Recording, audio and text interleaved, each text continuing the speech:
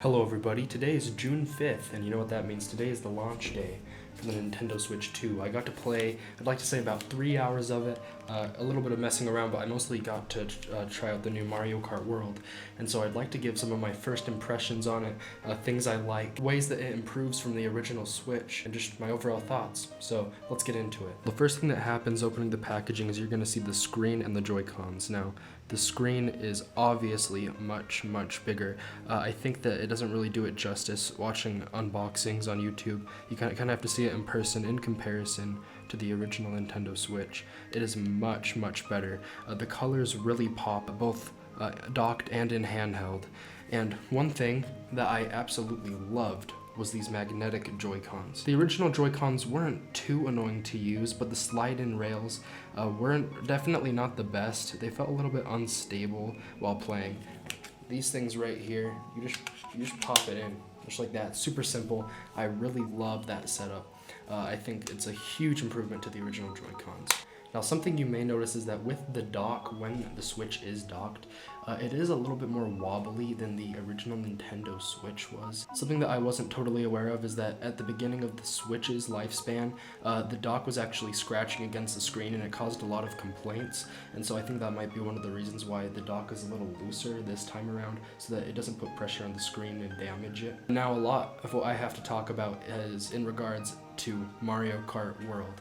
I was able to see how the Switch performs, and also, of course, talk about the game. And now I want to say something. The game is very smooth. It runs very well. You can totally tell it's running at a consistent frame rate. There's no real choppiness at all. I mean, seriously, it was seamless. It was a very nice experience playing.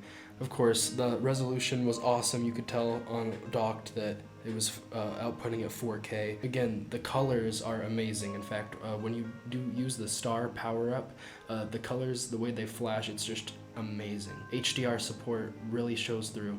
I'm super happy with how the colors turned out. But what about Mario Kart World, the game? Now, I will admit, when you're first playing it, it is a little bit weird moving from Mario Kart 8 Deluxe to Mario Kart World, because at first, even on 150cc, the game, at least to me, seemed much slower than 150cc on Mario Kart 8. Of course, this makes sense because there's way more people to play with in this game, 24, so it's double the people. And so if everyone was going super fast, you could imagine it would be pretty chaotic. So I don't think it being slow is a bad thing necessarily. I do think that it will take maybe some getting used to. Now, at first playing through, I thought this seems easier than Mario Kart 8 because a lot of the items that are used are very short-lived. For example, the electricity is shorter. The shells, once you get hit, you aren't knocked down for as long. But again, it makes sense, 24 people. And with these 24 people, even in areas where it's super spread out, it's super competitive. I know that a big worry among people with Mario Kart World was that the levels looked too empty.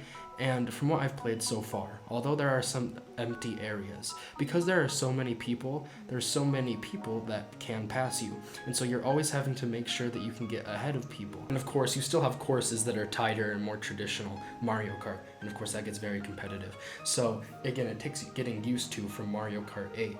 But once you play it, you realize this game isn't a worse version of Mario Kart 8. It's not bad, it's just different. It's just a different direction for the series.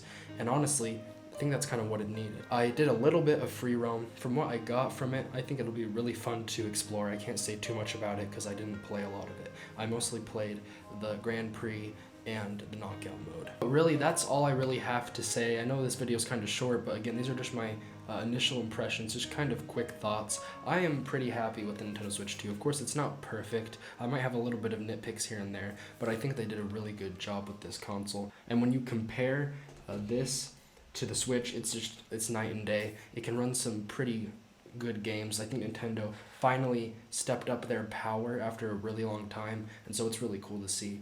I think there's a lot of good opportunities are coming with this console.